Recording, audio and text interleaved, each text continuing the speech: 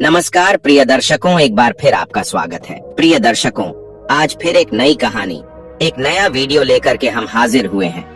प्रिय दर्शकों, गाय की यह कहानी अगर ध्यान से सुन ली तो घर में कभी गरीबी नहीं रहेगी। प्रिय दर्शकों, हम कहानी शुरू करें और आप इस वीडियो में खो जाएं। इससे पहले अगर आप हमारे चैनल पर पहली बार आए हैं तो चैनल को सब्सक्राइब करें, बेल आइकॉन को ऑन करें, अच्छे कमेंट किया करें ताकि हर आने वाले वीडियो का नोटिफिकेशन सबसे पहले आपको मिल सके, आप उसका फायदा उठा सके। चलिए शुरू करते हैं आज की यह प्यारी सी कहानी, यह प्यारा सा वीडियो। प्रिय दर्शकों, प्राचीन समय की बात है। रामपुर नाम के गांव में एक बहुत ही गरीब किसान रहा करता था। प्रिय दर्शकों, वह किसान गरीबी में अपना गुजारा कर रहा था। किसान एक कुटिया में अपनी पत्नी और बच्चों के साथ रहा करता था। उसके पास बहुत थोड़ी सी जमीन थी जिसमें खेती करके किसी प्रकार वह अपने घर का गुजारा चलाया करता था। गरीबी से वह किसान बहुत परेशान हो चुका था। उसके घर में खाने के लिए भोजन भी नहीं मिल पाता था क्योंकि उसकी थोड़ी सी जमीन में बहुत ही कम अनाज उत्पन्न होता था जो उसके परिवार को एक साल भी नहीं पड़ता था। अब धीरे धीरे समय व्यतीत होता है और उस किसान का जो पुत्र था वह पढ़ाई के लिए विद्यालय जाता है। परंतु प्रिय दर्शकों, विद्यालय की फीस जमा करने के लिए उस किसान के पास धन नहीं था। उसकी ऐसी स्थिति नहीं थी कि वह अपने पुत्र को किसी अच्छे विद्यालय में शिक्षा अध्ययन करने के लिए भेज सके। अपनी गरीबी से तंग आकर वह किसान गलत मार्ग पर चला जाता है और अपने ही गांव में चोरी करने लगता है, दूसरों के घरों में डाका डालने लगता है। अब चोरी करके कुछ दिन तो उसका घर अच्छे से चलता है। उसकी पत्नी और पुत्र बड़े प्रसन्न थे।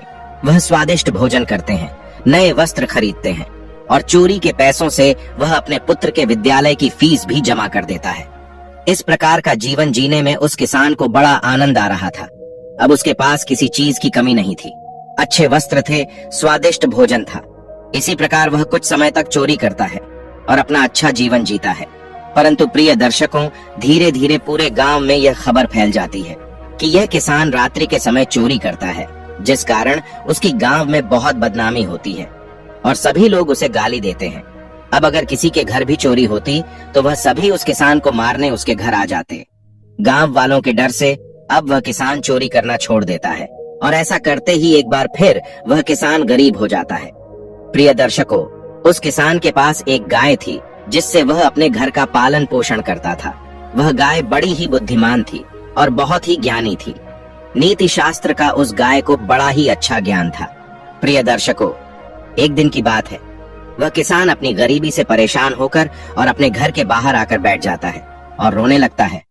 किसान कहता है कि हे भगवान, तूने मुझे कैसा जीवन दिया है। इस गरीबी से अब मैं बहुत तंग आ चुका हूँ। न तो खाने को भोजन मिलता है और न पहनने के लिए अच्छे वस्त्र। पुत्र की शिक्षा के लिए भी मेरे पास धन नहीं है। अगर मेरा पुत्र शिक्षा ग्रहण नहीं करेगा तो वह भी मेरी तरह गरीब ही रह जाएगा। प्रिय दर्शकों, किसान की सारी बातें वह गाय सुन रही थी। गाय किसान के पास आती है और कहती है कि किसान, तुम क्यों रो रहे हो, क्या बात है? तब किसान कहता है कि हे गाय, मैं बहुत गरीब हूँ, मेरे पास कुछ नहीं है। मैं धनवान होना चाहता हूँ। मैं भी चाहता हूँ कि मेरा बड़ा आलीशान मकान हो जिसमें मैं अपने परिवार के साथ रहूं। मुझे हर दिन स्वादिष्ट भोजन मिले। मेरा पुत्र नगर के सबसे अच्छे विद्यालय में शिक्षा अध्ययन करने के लिए जाए, परंतु मेरी गरीबी के चलते यह संभव नहीं है।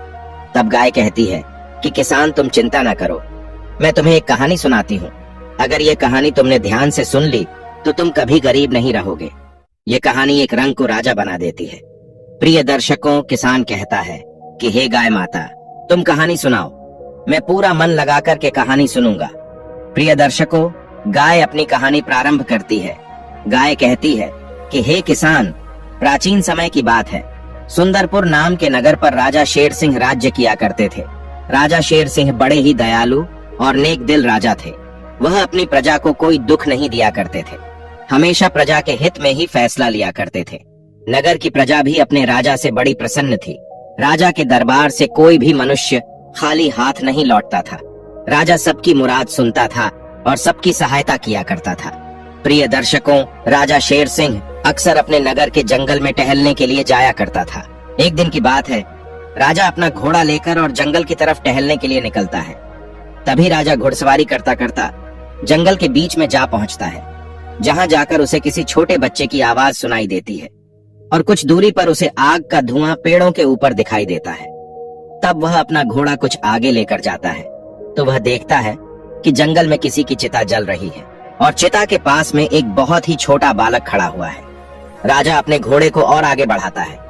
तब वह सुनता है तो वह बालक बोल रहा था कि माँ, आप भी मुझे छोड़कर जा चुकी है। अब इस दुनिया में मेरा कोई भी नहीं बचा है, परंतु मैं आपको वचन देता हूँ कि मैं एक बहुत ही बड़ा आदमी बनूंगा और एक बहुत ही अच्छा मनुष्य बनूंगा। मैं कभी किसी के साथ बुरा नहीं करूंगा। प्रिय दर्शकों, उस बालक की ऐसी बातें सुनने के बाद राजा शेर सिंह अपने घोड़े से उतरते हैं और उस बालक के पास जाते हैं और कहते हैं कि बालक, तुम किससे बातें कर रहे हो और यह चिता किसकी जल रही है? तब वह बालक बताता है कि राजा साहब, मेरा नाम श्याम है। मैं आपको अपनी आत्मकथा सुनाता हूँ। यह चिता मेरी माँ की है। मेरी माँ की मृत्यु हो गई है। मेरी माँ और मैं इसी जंगल में कुटिया बना करके रहा करते थे। मेरी माँ ने एक बहुत ही गरीब घर में जन्म लिया था। मेरे नाना जी बहुत ही गरीब थे, परंतु मेरे दादाजी इस नगर के बड़े ही जाने माने सेठ थे। उनके घर में किसी चीज की कोई कमी नहीं थी। वह बहुत ही धनवान थे। मेरे पिताजी ने मेरी माँ से दादाजी की इच्छा के विरुद्ध जाकर विवाह किया था। दादाजी को मेरी माँ कभी पसंद नहीं थी। मेरे माता पिता के विवाह के कुछ दिनों बाद मेरे पिताजी की मृत्यु हो गई और मेरे पिता की मृत्यु होते ही मेरे दादाजी ने मेरी माँ को घर से निकाल दिया। जिस समय मेरे पिता की मृत्यु हुई थी उस समय मेरी माँ गर्भवती थी। ऐसी हालत में मेरे दादाजी ने मेरी माँ को भीख मांगने के लिए अकेला छोड़ दिया। उसके बाद मेरी माँ बेसहारा हालत में लाचार होकर और जंगल में कुटिया बना करके रहने लगी। किसी प्रकार वह अपना पेट भर लिया करती थी। कुछ महीनों बाद मेरा जन्म हुआ। मेरे जन्म के बाद मेरी माँ ने मेरी खूब अच्छे से परवरिश करी। कभी मुझे भूखा नहीं सोने दिया। जंगल में जाकर मेरी माँ मीठे मीठे फल लेकर आती थी और मेरा पेट भरती थी। माँ ने मुझे कहा था कि तुझे दादाजी से भी बड़ा आदमी बनना है, बहुत धन अर्जित करना है।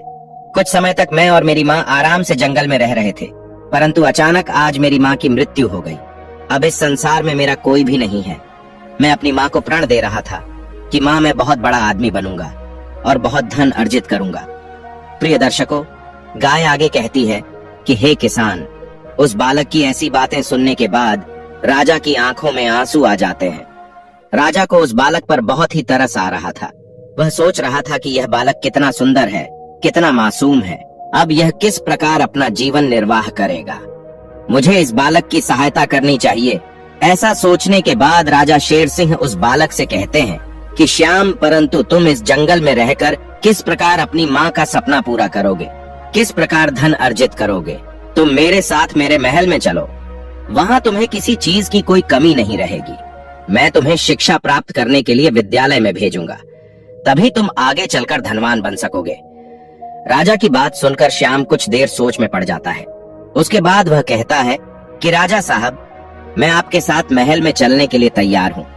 प्रिय दर्शकों, राजा श्याम को अपने साथ घोड़े पर बैठाता है और उसे लेकर सीधा अपने महल में पहुंच जाता है। महल में जाने के बाद राजा श्याम को अपनी रानी के कक्ष में लेकर जाता है। रानी देखती है कि राजा साहब एक गरीब बालक को लेकर आ रहे हैं, जिसने फटे पुराने वस्त्र पहने हैं और जिनकी शक्ल बहुत गंदी है, जिसके हाथ पैर में बहुत मिट्टी लगी हुई है। उस बालक को देखकर वह रानी कहती है कि राजा साहब, यह बालक कौन है जिसे आप अपने महल में लेकर घूम रहे हैं? तब राजा शेर सिंह बताता है कि रानी, इस बालक का नाम श्याम है और इसका दुनिया में कोई भी नहीं है। यह बेचारा अभी बहुत छोटा है, इसीलिए हम इसे अपने महल में लेकर आए हैं। आज से यह बालक हमारे साथ महल में ही रहेगा। तुम इसे नए वस्त्र दे दो और इसे अपने पुत्र और पुत्री के समान समझो। प्रिय दर्शकों, तभी राजा का पुत्र और राजा की पुत्री भी वहां आ जाते हैं। राजा के बच्चे भी अभी छोटे थे। श्याम और राजा के बच्चों में मित्रता हो जाती है और वह एक साथ खेलने लगते हैं। परंतु ऐसा दृश्य देखकर रानी को बड़ा क्रोध आता है। वह सोचती है कि यह राजा साहब ऐसा क्यों करते हैं। किसी भी राह चलते गरीबों को उठाकर महल में ले आते हैं। यह कोई धर्मशाला नहीं है। प्रिय दर्शकों, श्याम को रानी के कक्ष में छोड़कर राजा अपने राज दरबार में चले जाते हैं। इधर वह रानी उस बालक को एक दासी के साथ भेज देती है और कहती है कि दासी इसे स्नान कराकर और नए वस्त्र पहना दो। प्रिय दर्शकों, अब श्याम बड़ा ही प्रसन्न था। श्याम सोच रहा था कि भगवान ने मुझे जंगल से सीधे महल में पहुंचा दिया। अब मैं अपनी माँ का सपना पूरा करूंगा, मन लगाकर के शिक्षा प्राप्त करूंगा और बहुत बड़ा आदमी बनूंगा। प्रिय दर्शकों, गाय आगे कहती है कि हे किसान, अब वह रानी अपने पुत्र और अपनी पुत्री के साथ उस बालक को भोजन परोसती है, परंतु वह अपने पुत्र और पुत्री को तो सोने की थाली में भोजन परोसती है और उस बालक को एक केले के पत्ते के ऊपर भोजन देती है। यह देखकर श्याम बड़ा उदास हो जाता है। वह कहता है कि रानी जी, अगर आप मुझे अपने पुत्र और पुत्री के साथ भोजन परोस रही है तो मुझे भी सोने की प्लेट में भोजन दीजिए। मुझे केले के पत्ते पर भोजन करने में कोई आपत्ति नहीं है, परंतु अगर आप मुझे अपने पुत्र के समान समझती तो मुझे बहुत अच्छा लगता। तब वह रानी कहती है कि अरे बालक, क्या तुझे पता नहीं तुझे राजा साहब कहाँ से लेकर आए हैं? तू खुद को महल में आने के बाद क्या राजकुमार समझ रहा है? यह मत भूल कि तू एक गरीब है। प्रिय दर्शकों, रानी के इस प्रकार के व्यवहार को देखकर श्याम भोजन पर से उठ जाता है। श्याम कहता है कि रानी जी, मुझे राजा साहब अपने साथ लेकर आए थे, इसीलिए मैं आ गया, परंतु अब मैं यहाँ से जा रहा हूँ और महल में मैं लौटकर तभी आऊंगा जब मुझे सोने की प्लेट में भोजन परोसा जाएगा। श्याम वह सोचता है कि मेरा यहाँ रहना रानी जी को अच्छा नहीं लग रहा है, इसीलिए किसी का दिल दुखाकर मुझे यहाँ नहीं रहना चाहिए। प्रिय दर्शकों, अब श्याम सीधा महल से बाहर निकल जाता है और एक बार फिर वह जंगल में चला जाता है और अपनी कुटिया में रहने लगता है। इधर जब राजा को पता चलता है कि श्याम पूरे महल में नहीं है तो वह रानी के पास बड़े क्रोध में आते हैं। वह कहते हैं कि हे रानी, श्याम कहाँ चला गया है? क्या तुमने उसका ध्यान नहीं रखा? तब राजा साहब को क्रोध में देखकर रानी कुछ घबरा जाती है। वह कहती है कि राजा साहब, मैंने कुछ नहीं किया है, मैं तो उसे भोजन परोस रही थी, परंतु न जाने किस बात पर क्रोधित होकर वह महल से चला गया। मुझे कुछ भी नहीं पता है। अब राजा बहुत चिंतित हो जाते हैं। तभी राजा का पुत्र आकर बताता है कि पिताजी, हमारा मित्र श्याम माँ से नाराज होकर और महल छोड़कर चला गया है, क्योंकि माँ ने उसे सोने की थाली में भोजन नहीं परोसा। तब राजा अपनी रानी पर बड़ा क्रोधित होते हैं और कहते हैं कि हे रानी, तुमने उसके साथ भेदभाव क्यों किया? अगर तुम उसे सोने की प्लेट में भोजन परोस देती तो क्या हो जाता?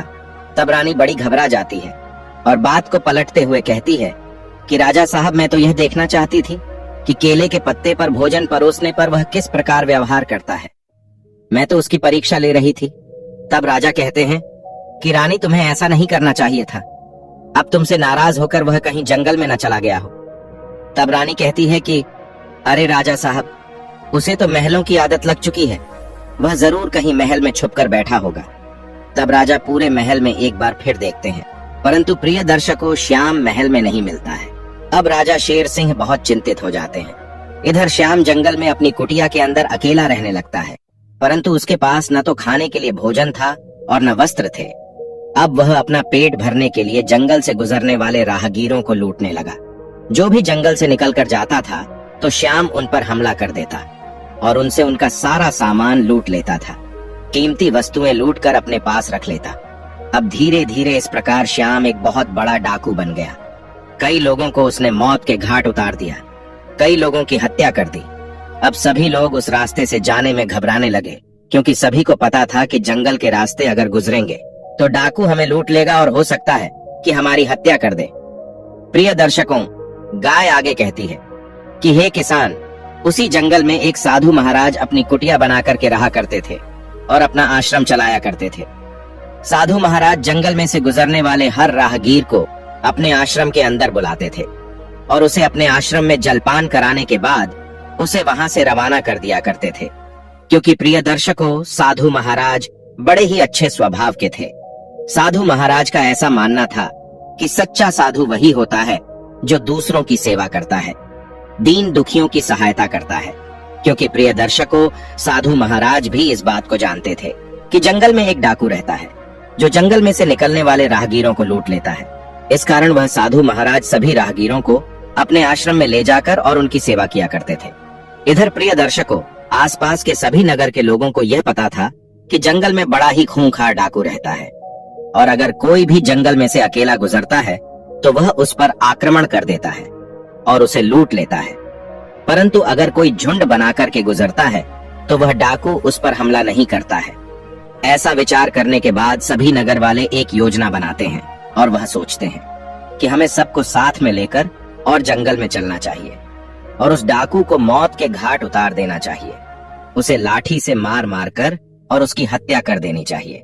वह अकेला एक कुटिया बना करके रहता है और अगर हम सब मिलकर के उस पर आक्रमण करेंगे तो वह हमारा सामना नहीं कर पाएगा। अब प्रिय दर्शकों, अगले ही दिन नगर के बहुत से लोग झुंड बना करके और लाठी लेकर जंगल की तरफ निकल पड़ते हैं। वह सभी उस डाकू को पुकार रहे थे और बोल रहे थे कि डाकू, अगर तू बलवान है, अगर तू एक बाप की औलाद है तो हमारे सामने आप अब हमें लूट कर दिखा। आज हम तुझे छोड़ेंगे नहीं, आज तेरा अंत निश्चित है। इस प्रकार का क्रोध देखकर प्रिय दर्शकों, श्याम जो डाकू था वह बहुत डर जाता है, घबरा जाता है, वह भागने लगता है। इधर नगर के सभी लोग पूरे जंगल को घेर लेते हैं और उस डाकू को ढूंढने लगते हैं। श्याम भागता भागता और साधु महाराज के आश्रम पर पहुंच जाता है। साधु महाराज के आश्रम में पहुंचने के बाद वह बताता है कि साधु महाराज, मैं डाकू हूँ और जंगल में सभी को मैं लूटा करता था, परंतु आज नगर के सभी लोग मुझे मारने के लिए आ रहे हैं। आप कृपया मुझे बचा लीजिए। आज के बाद मैं कभी किसी को नहीं लूटूंगा, कोई चोरी नहीं करूंगा। प्रिय दर्शकों, साधु महाराज श्याम को अपने आश्रम में अंदर छुपा देते हैं और खुद बाहर आ जाते हैं। इधर नगर के सभी लोग श्याम को ढूंढते ढूंढते और साधु महाराज के आश्रम पर पहुंचते हैं और कहते हैं कि साधु महाराज, क्या आपने उस डाकू को देखा है जो जंगल से गुजरने वाले राहगीरों को लूटा करता था? आज हम उसे नहीं छोड़ेंगे, उसे मृत्यु के घाट उतार देंगे। तब साधु महाराज कहते हैं कि अरे भाई, परंतु उस डाकू की तो मृत्यु हो चुकी है। कल रात्रि में ही एक जंगली जानवर ने उसे अपना शिकार बना लिया। साधु महाराज की ऐसी बातें सुनकर सभी लोग बड़े प्रसन्न हो जाते हैं। वह कहते हैं कि चलो, यह बड़ा अच्छा हुआ, हमें अपने हाथ गंदे नहीं करने पड़े और उस डाकू का अंत भी हो गया। अब प्रसन्न होकर नगर के सभी लोग अपने नगर को लौट जाते हैं। इधर सबके जाने के बाद वह श्याम आश्रम से बाहर आता है और साधु महाराज के चरणों में गिर पड़ता है। श्याम कहता है कि साधु महाराज, मुझे माफ कर दीजिए। मैंने इस जंगल में आतंक फैला कर रखा था, परंतु अब मेरी बुद्धि ठिकाने आ चुकी है। अब मैं कभी ऐसा कार्य नहीं करूंगा जिसके कारण किसी को तकलीफ हो। मैं कभी किसी को नहीं लूटूंगा। तब साधु महाराज उसे हाथ पकड़कर और खड़ा करते हैं। वह कहते हैं कि तुम चिंता न करो पुत्र, वह सभी लोग जा चुके हैं। अब श्याम कहता है कि साधु महाराज, परंतु आपने ऐसा क्यों कहा कि मेरी मृत्यु हो चुकी है? मैं तो जीवित हूँ। क्या आपने सभी से झूठ बोला है? तब साधु महाराज कहते हैं कि नहीं पुत्र, मैं झूठ नहीं बोलता हूँ। जब भी कोई मनुष्य अपने आप को बदलता है, अपने बुरे चरित्र को छोड़कर और एक नए चरित्र को धारण करता है, तब उसका नया जन्म होता है। जिस प्रकार आज तुमने अपना चरित्र बदला है, इसीलिए आज ही तुम्हारा नया जन्म हुआ है। प्रिय दर्शकों, अब इसी प्रकार वह साधु महाराज और श्याम कुछ देर तक बातें करते हैं। श्याम अपनी सारी आत्मकथा साधु महाराज को बताता है। श्याम की पूरी आत्मकथा सुनने के बाद साधु महाराज कहते हैं कि देखो पुत्र, तुमने मुझे बताया कि तुम्हारी माँ यह चाहती थी कि तुम एक बड़े आदमी बनो, बहुत धन अर्जित करो, सभी लोग तुम्हारा आदर सम्मान करें, परंतु अभी तुम्हारा जीवन बिल्कुल विपरीत है। तुम एक डाकू हो, तुम्हें सबसे छुपकर जंगल में रहना पड़ता है।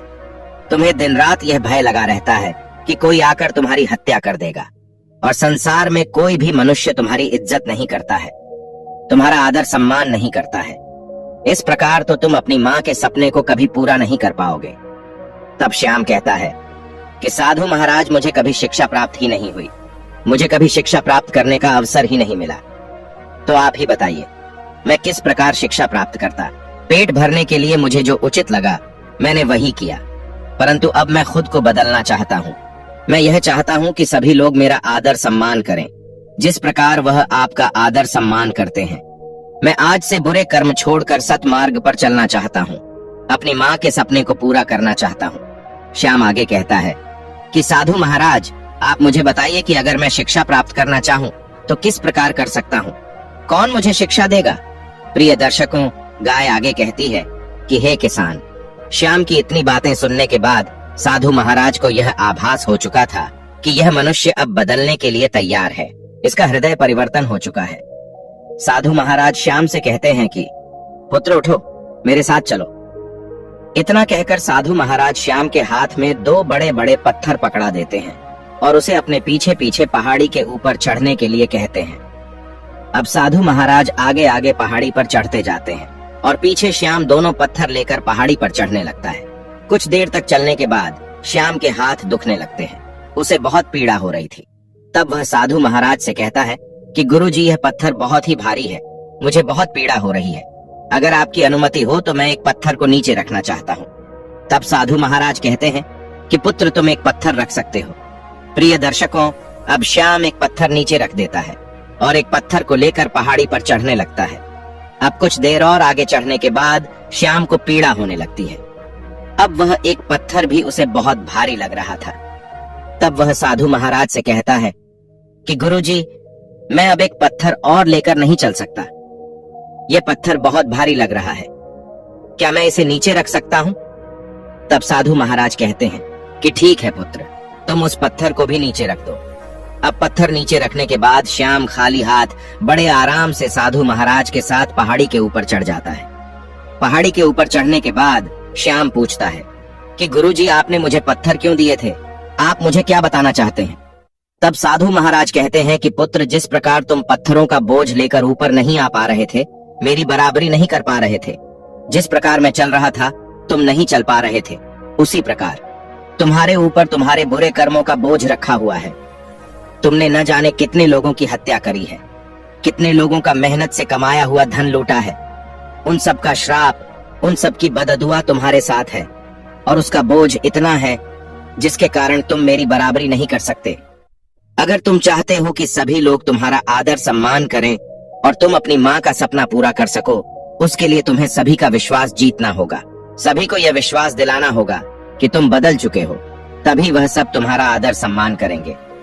तब श्याम कहता है कि गुरुजी, मैं किस प्रकार सभी को यह विश्वास दिला सकता हूँ कि मैं बदल चुका हूँ और किस प्रकार सब मेरा आदर सम्मान करेंगे?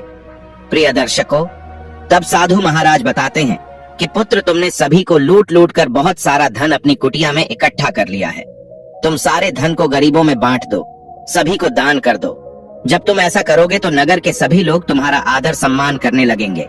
वह सभी सोचेंगे कि यह श्याम दूसरों की सहायता करता है, गरीबों की मदद करता है। और जब सब तुम्हारा सम्मान करेंगे तो तुम एक बड़े आदमी बन जाओगे और तुम्हारी माँ का सपना पूरा हो जाएगा। उसके बाद तुम मेरे पास चले आना, मेरे आश्रम में आ जाना और मैं तुम्हें शिक्षा प्रदान करूंगा। शिक्षा प्राप्त करने के बाद तुम्हारे पास बहुत ज्ञान आ जाएगा और तुम अपने जीवन में बहुत धन अर्जित करोगे। उसके बाद आगे बढ़ने से तुम्हें कोई नहीं रोक सकता। प्रिय दर्शकों, श्याम वैसा ही करता है। वह अपनी कुटिया में जाता है और जितना भी धन उसने लूटकर जमा किया था, वह पूरा धन नगर में ले जाकर गरीब दीनहीन को बांट देता है। ऐसा करते ही नगर के सभी लोग उसका आदर सम्मान करने लगते हैं। गरीब उसे दुआ देने लगते हैं, उसे आशीर्वाद देने लगते हैं। ऐसा करने के बाद श्याम को बहुत अच्छा महसूस होता है। अब वह तुरंत साधु महाराज के आश्रम पर पहुंच जाता है और साधु महाराज से कहता है कि गुरुजी, आपने जैसा कहा था मैंने वैसा ही किया है और सारी धन दौलत दान करने के बाद सभी लोग मेरा आदर सम्मान करने लगे, मुझसे प्रेम से बात करने लगे, मुझे आशीर्वाद देने लगे। प्रिय दर्शकों, अब साधु महाराज श्याम को अपने आश्रम में शिक्षा प्रदान करते हैं, उसे बड़े ही अच्छे से शिक्षित करते हैं। वर्षों तक श्याम साधु महाराज के आश्रम में शिक्षा ग्रहण करता है। 2 वर्ष के बाद श्याम को सभी शास्त्रों का ज्ञान हो चुका था। साधु महाराज कहते हैं कि श्याम, तुम्हारी शिक्षा पूर्ण हो चुकी है। तुमने जो ज्ञान अर्जित किया है ये तुम्हें बहुत आगे लेकर जाएगा। सभी लोग तुम्हारा आदर सम्मान करेंगे, तुम कहीं भी पराजित नहीं होगे। प्रिय दर्शकों, शिक्षा प्राप्त करने के बाद श्याम गुरुजी को प्रणाम करता है और गुरुजी का आशीर्वाद लेने के बाद राजा शेर सिंह के नगर सुंदरपुर चला जाता है। क्योंकि प्रिय दर्शकों, श्याम को अपने बचपन की घटना याद थी कि सुंदरपुर के राजा शेर सिंह ने उसे अपने महल में लेकर गए थे, जहां रानी ने उसके साथ अच्छा व्यवहार नहीं किया था। श्याम सुंदरपुर के लिए निकल पड़ता है। उधर सुंदरपुर में राजा शेर सिंह के मंत्री की मृत्यु हो चुकी थी। अब मंत्री का पद खाली पड़ा हुआ था और राजा को जल्दी से जल्दी एक मंत्री की आवश्यकता थी। तभी राजा के सलाहकार उसे सलाह देते हैं कि राजा साहब, पहले के समय से ऐसी प्रथा चली आ रही है कि मंत्री के पुत्र को ही उसका पद दिया जाता है। हमें सोच विचार करने की आवश्यकता नहीं है। मंत्री का पुत्र राजेश बहुत ही ज्ञानी है, हमें उसे ही अपना अगला मंत्री घोषित कर देना चाहिए। प्रिय दर्शकों, राज्यसभा में ऐसी बातें चल ही रही थी कि तभी श्याम वहां पहुंच जाता है। वह अपना नाम बदलकर राजा साहब को प्रणाम करता है। वह कहता है कि राजा साहब, मेरा नाम भोला है। प्रिय दर्शकों, गाय आगे कहती है कि हे किसान, श्याम ने अपना नाम इसलिए बदला था ताकि राजा शेर सिंह उसे पहचान न सके कि यह वही बालक है जिसे बचपन में वह जंगल से लेकर आया था। भोला कहता है कि राजा साहब, मैंने सुना है कि आपके नगर में मंत्री का पद खाली है। मैं स्वयं को मंत्री के पद के लिए उचित समझता हूँ। मुझे सारे शास्त्रों का ज्ञान है। मैंने बहुत बड़े गुरुजी से शिक्षा प्राप्त करी है। आप चाहे तो मुझे मंत्री के पद के लिए नियुक्त कर सकते हैं। भोला आगे कहता है कि महाराज, आपको समय के साथ बदलना चाहिए। जरूरी नहीं है कि मंत्री का पुत्र मंत्री के समान ही चतुर हो और ज्ञानी हो। आपको इस बात पर एक बार फिर विचार विमर्श करना चाहिए। आप चाहें तो मेरी परीक्षा ले सकते हैं। अगर मैं परीक्षा में सफल हो गया तो आप मुझे मंत्री के पद के लिए नियुक्त कर लेना, और अगर मैं परीक्षा में असफल हुआ तो आप जो चाहे मुझे सजा दे सकते हैं। प्रिय दर्शकों, भोला की इस प्रकार की बातें सुनने के बाद राजा के सलाहकार भी भोला की बातों से सहमत हो जाते हैं। वह राजा को सलाह देते हैं कि राजा साहब, यह आदमी सत्य बोल रहा है। हमें मंत्री के पुत्र राजेश और इस व्यक्ति के बीच में प्रतियोगिता रखनी चाहिए। जो भी परीक्षा में सफल होगा उसे हम मंत्री के पद के लिए नियुक्ति दे देंगे। राजा अपने सलाहकारों की बात से सहमत हो जाता है। प्रिय दर्शकों, अब मंत्री का पुत्र राजेश और भोला दोनों ही प्रतियोगिता के लिए राजमहल में उपस्थित होते हैं। राजा अपने सैनिक से कहकर 2 तलवार मंगवाता है और एक तलवार राजा मंत्री के पुत्र राजेश को देता है और कहता है कि राजेश, तुम्हें उत्तर दिशा में जाना है और जो राज्य हमारी सीमा से लगा हुआ है वहाँ के राजा को यह तलवार भेंट करना है, और तुम्हें अपने ज्ञान अनुसार एक संदेश वहाँ के राजा को देना है और लौट कर वापस आना है। प्रिय दर्शकों, राजा का आदेश पाते ही राजेश तलवार लेकर उत्तर दिशा की तरफ निकल पड़ता है। उसके बाद राजा शेर सिंह भोला को आगे बुलाते हैं और भोला को एक तलवार देते हुए वह बताते हैं कि भोला, तुम्हें पूर्व दिशा की ओर जाना है और हमारे राज्य की सीमा से लगा हुआ जो राज्य है वहाँ के राजा को यह तलवार भेंट स्वरूप देनी है, और तुम्हें अपने ज्ञान के अनुसार हमारा एक संदेश वहाँ के राजा को देना है। प्रिय दर्शकों, राजा का आदेश पाते ही अब भोला तलवार लेकर पूर्व दिशा के लिए निकल पड़ता है और राजा शेर सिंह अपने महल में बैठकर दोनों के ही लौटने की प्रतीक्षा करने लगता है। इधर राजेश जो था वह उत्तर की तरफ जो राज्य था उसमें पहुंच जाता है और वहां के राजा से जाकर कहता है कि राजा साहब, सुंदरपुर के राजा ने आपके लिए भेंट स्वरूप एक तलवार भेजी है। इतना कहकर राजेश वह तलवार राजा को देता है। राजा उस तलवार को जब म्यान में से निकालता है तब वह देखता है कि तलवार की नोक पर लाल निशान लगा हुआ था। राजा पूछता है कि हे राजदूत, तुम्हारे राजा ने जो तलवार हमें दी है इस पर लाल निशान लगा हुआ है, इसका क्या अर्थ है? प्रिय दर्शकों, राजेश लाल निशान को देखकर सोच में डूब जाता है। वह सोचता है कि राजा ने तो हमें इस बारे में कुछ भी नहीं बताया। तब वह अपने ज्ञान अनुसार राजा से कहता है कि राजा साहब, तलवार पर लाल निशान लगा हुआ है। यह निशान अवश्य खून की ओर इशारा कर रहा है। इसका अर्थ यह है कि हमारे राजा साहब आपके साथ युद्ध करना चाहते हैं।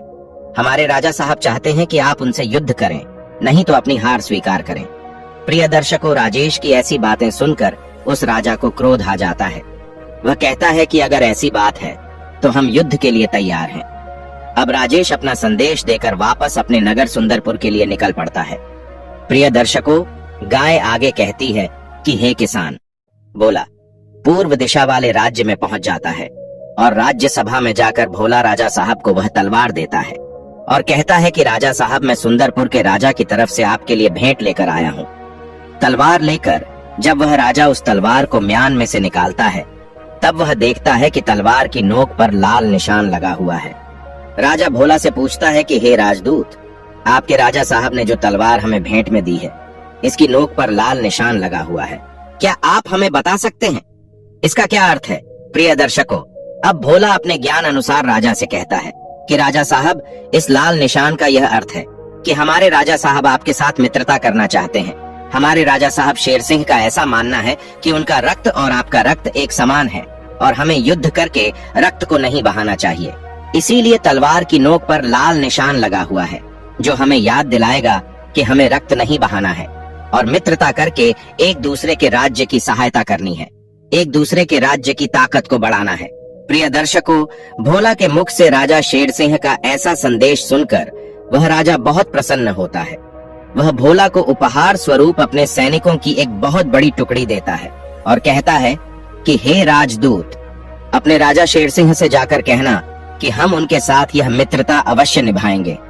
प्रिय दर्शकों, अब सैनिकों की टुकड़ी को लेकर भोला अपने नगर सुंदरपुर के लिए निकल पड़ता है।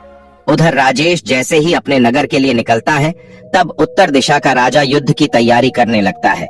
वह अपनी बहुत बड़ी सेना की टुकड़ी को युद्ध के लिए भेज देता है। जब राजेश अपने नगर पहुंचता है, तब राजा शेर सिंह पूछते हैं कि बताओ राजेश, तुमने राजा को क्या संदेश दिया? तब राजेश बताता है कि राजा साहब, मैंने कहा कि हमारे राजा साहब आपके साथ युद्ध करना चाहते हैं और हमारे राजा आपको पराजित करेंगे। आपका आदेश पाते ही उत्तर दिशा का राजा युद्ध के लिए अपनी सेना को भेज रहा है। प्रिय दर्शकों, राजेश की ऐसी बातें सुनकर राजा शेर सिंह घबरा जाता है। वह सोचता है कि अभी युद्ध के लिए तो हमारे पास सेना एकत्रित ही नहीं है, हम युद्ध किस प्रकार करेंगे? जब वह अपने महल के ऊपर जाकर देखता है तो उत्तर दिशा के राजा की सेना सुंदरपुर की तरफ बढ़ रही थी।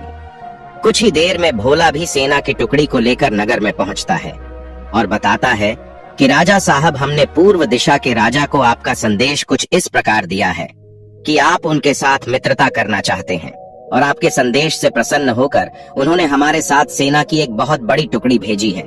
प्रिय दर्शकों, अब बोला जो सेना की टुकड़ी लाया था उसकी सहायता से और राजा शेर सिंह अपना युद्ध जीत जाता है। राजा शेर सिंह भोला के इस कार्य से बड़ा प्रसन्न था।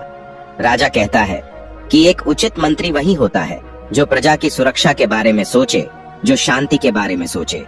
मंत्री वह नहीं होता है जो हर समय युद्ध करने का सोचे।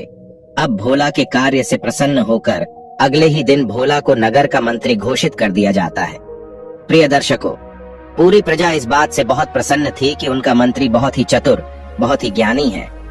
राजा शेर सिंह भोला को आदेश देता है कि मंत्री जी, आज रात्रि आपको हमारे यहाँ भोजन करने के लिए आना है। प्रिय दर्शकों, अब क्या था, रात्रि होते ही भोला राजा साहब के यहाँ भोजन करने पहुंच जाता है। रानी ने स्वयं अपने हाथों से भोजन पकाया था। अब रानी चांदी की थाली में राजा और मंत्री के लिए भोजन परोसती है। तब भोला कहता है कि रानी जी, लगता है आपने हमें पहचाना नहीं। मैं वही बालक हूँ जिसे कुछ वर्षों पहले राजा साहब जंगल से लेकर आए थे। मेरा नाम श्याम है। आपने मेरे साथ उचित व्यवहार नहीं किया था, जिस कारण आपसे नाराज होकर मैं वापस जंगल चला गया था। मैंने आपसे कहा था कि मैं उसी दिन लौट कर आऊंगा जिस दिन आप मुझे सोने की थाली में भोजन परोसेंगे। प्रिय दर्शकों, रानी को अपनी करनी पर बहुत पछतावा होता है और राजा को भी सारा वाकया याद आ जाता है। अब रानी श्याम से क्षमा मांगती है। वह कहती है कि पुत्र, मुझे माफ कर दो। मुझे नहीं पता था कि मुझसे इतनी बड़ी गलती हो रही है। अब रानी सोने की थाली लाती है और उसमें श्याम को भोजन परोसती है। श्याम कहता है कि रानी साहिबा, मैं आपसे नाराज नहीं हूँ। आपने ऐसा किया इसीलिए आज मैं इतने बड़े राज्य का मंत्री बना हूँ। आपकी उस गलती ने मुझे ऐसा करने पर मजबूर कर दिया। प्रिय दर्शकों, इधर राजा भी बड़ा प्रसन्न होता है। वह कहता है कि पुत्र, यह तो बड़ी अच्छी बात है कि तुम एक बार फिर लौटकर हमारे महल में आ गए। हम तुम्हें बहुत याद किया करते थे। प्रिय दर्शकों, गाय आगे कहती है कि हे किसान, अब वह मंत्री अपने नगर सुंदरपुर के बड़े अच्छे से देखभाल करता है, राजा को सही निर्णय लेने में मदद करता है। राजा अपने मंत्री से बहुत प्रसन्न था और नगर की प्रजा भी अपने मंत्री के हर फैसले से बहुत प्रसन्न रहती थी। प्रिय दर्शकों, एक दिन की बात है। पूर्व दिशा में जो राज्य था, वहां के राजा का संदेश आता है। संदेश में लिखा हुआ था कि राजा शेर सिंह, हमारे राज्य में चोरों का आतंक बहुत बढ़ गया है।